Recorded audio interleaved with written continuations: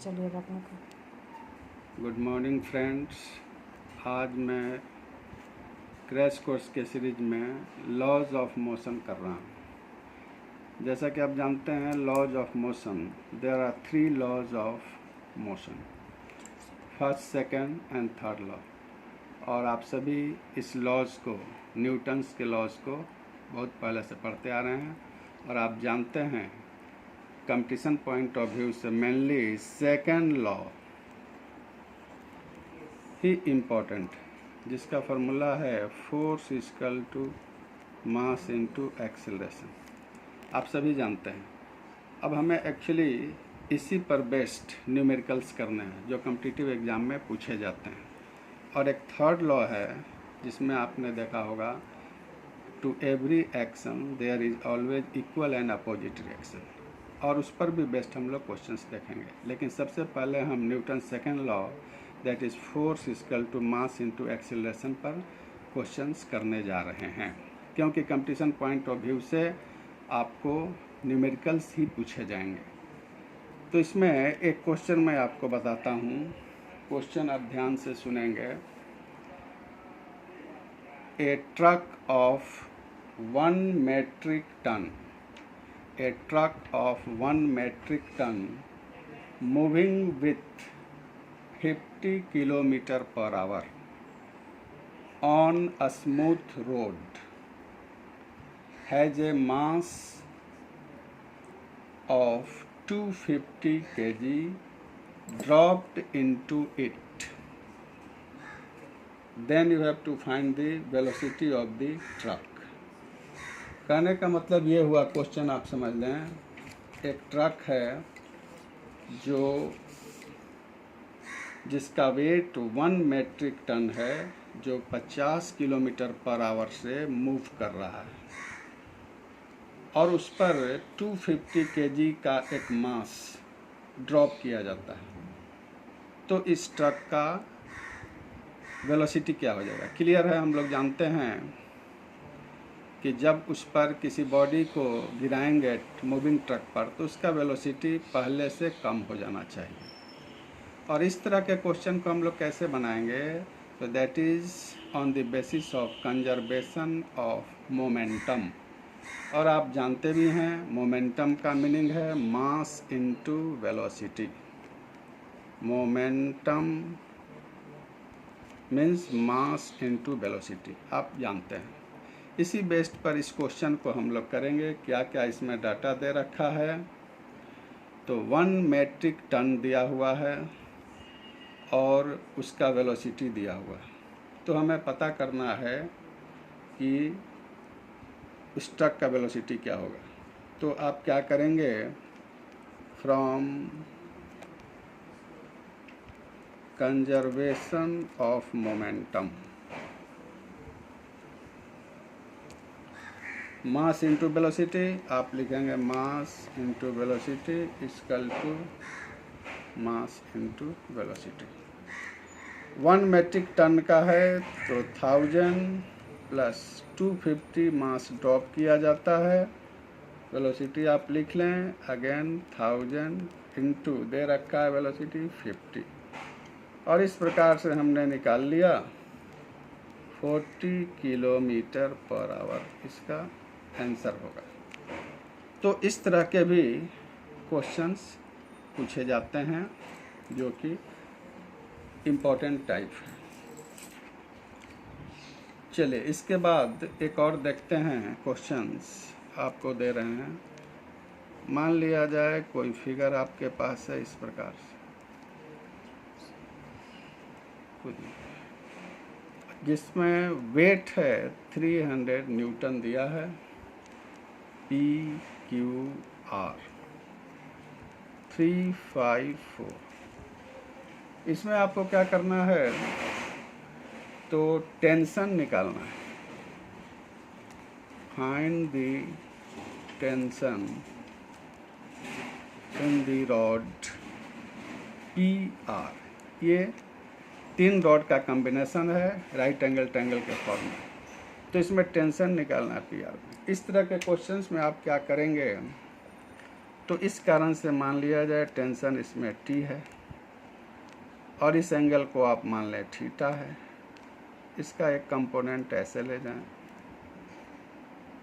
तो आप जानते हैं इसका दो कंपोनेंट होगा, एक इधर जिसको हम कह सकते हैं T cos थीटा और ऊपर में कंपोनेंट होगा T sin थीटा। तो इस 300 न्यूटन को बैलेंस करेगा T sin थीटा और इसके हेल्प से हम लोग इसका वैल्यू निकालेंगे, क्योंकि टेंशन निकालना है इसके अंदर में PR में। तो आप लिख सकते हैं T sin 30 sin theta equal to 300 newton. Balance के लिए upward equal to downward. Sine theta का मतलब यहाँ से हो गया, आप देख सकते हैं इसे, sine theta means perpendicular hypotenuse 3/5 and 300 newton. तो T equal to 300 into 5 divided by 3 और ये आपका हो गया 500 न्यूटन। क्योंकि टेंशन भी टाइप ऑफ फोर्स है इसलिए इसका यूनिट भी न्यूटन होगा। अब इसके बाद एक और क्वेश्चन आपको देते हैं जिसको आप ध्यान से सुनेंगे। A 5 kg bomb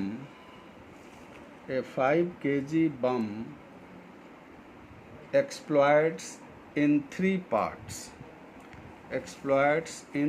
parts,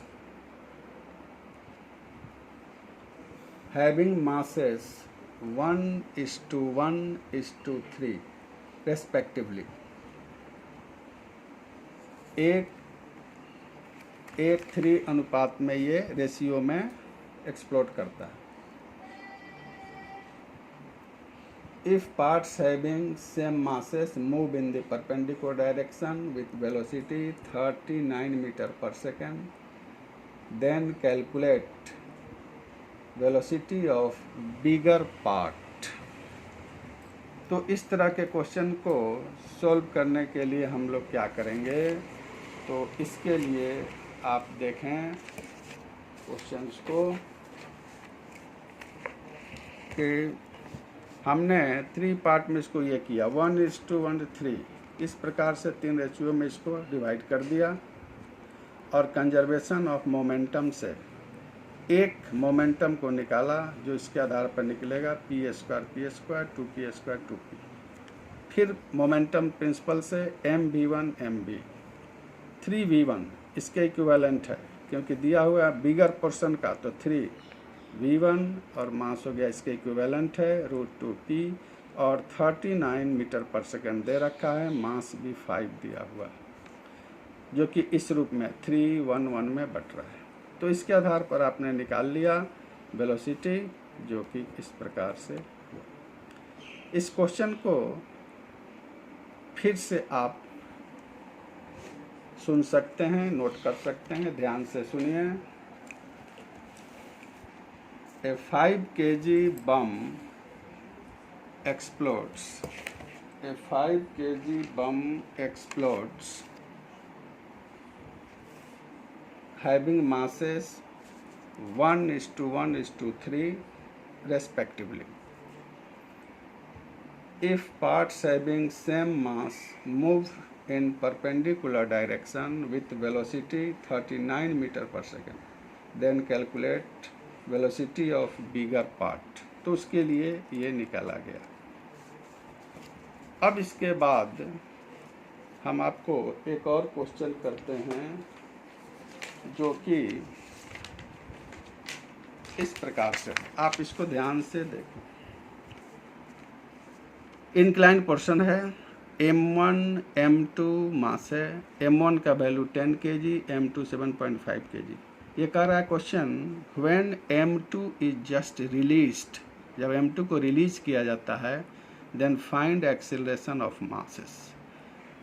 acceleration निकालना है इस मासेस का। इस तरह के क्वेश्चन को सॉल्व करने के लिए आपको प्रोसेस बतलाएंगे, आप उसको ध्यान से देखें और उसी की हेल्प से क्वेश्चन बनेगा। m2 ब्लॉक है, मान लिया जाए इसका वेट m2g नीचे एक्ट करेगा, जिस कारण इसमें टेंशन होगा टी, और हमने मान लिया कि ये बॉडी नीचे जा रहा है तो एक्सेलरेशन ए। इस टेंशन को बैलेंस करेगा अपोजिट डायरेक्शन का टेंशन, और इसका वेट होगा m1g रिएक्शन ऐसे, और आप जानते हैं ज्योमेट्री के आधार पर यह एंगल 30 डिग्री। तो m1g के दो कंपोनेंट होंगे, m1g cos 30 degree, m1g sin 30 degree. ये बॉडी ब्लॉक m2 नीचे जा रहा है तो m1 भी राइट वार्ड जाएगा, एक्सेलरेशन भी उसी डायरेक्शन में होगा।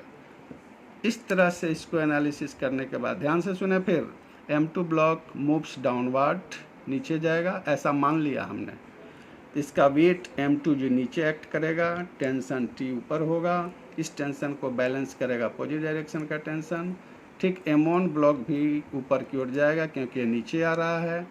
तो इस कंपोनेंट को रिजॉल्व करने के बाद इस प्रकार से, तो इस तरह के क्वेश्चन में हम लोग हर एक का इक्वेशन निकालते हैं। m2 ब्लॉक के लिए निकालेंगे और m2 Newton second law use करेंगे, F बराबर ma के हेल्प से क्या हो जाएगा, नेट फोर्स नीचे जा रहा है इसलिए ये अधिक मानेंगे हम लोग, तो m2g माइनस टी बराबर m2a, first equation. Similarly for m1 के लिए क्या करेंगे, तो ये बॉडी इधर जा रहा है तो t minus m1g sine 30 degree बराबर m1a, सेकेंड इक्वेशन। और आप जैसा कि जानते हैं क्या करते हैं, दोनों इक्वेशन को ऐड कर देंगे हम लोग, t will get cancel, m2g minus m1g sine 30 degree equal to m1 plus m2a। तो इससे क्या निकल गया, एक्सेलरेशन वैल्यू आ गया, एक्सेलरेशन बराबर m2g minus m1g sine 30 degree divided by m1 plus m2। अब सारे वैल्यू को हम पुट कर देंगे, m1 बराबर ले लेंगे 10 kg, m2 बराबर 7.5 kg, और इस प्रकार से हम रिजल्ट प्राप्त कर सकते हैं। आप कैलकुलेट कर लेना इसे, m2 7.5, g आप ले लो 10, m1 ले लो 10, g 10 साइन 31/2 और 7.5 प्लस 10। इस प्रकार से इसे आप सोल्व कर लेना, और ये वैल्यू हो गया हमारा एक्सेलरेशन का। तो इस प्रकार से इस टेंशन के क्वेश्चन को हम लोग सोल्व करते हैं और इस रूप में रखा जाता है। तो ये हो गया हम लोग का इस पर बेस्ड क्वेश्चंस। इस प्रकार से और फिर क्वेश्चंस को हम लोग नेक्स्ट वीडियो में देखेंगे, तरह तरह के क्वेश्चन को। आज इतना ही, ओके।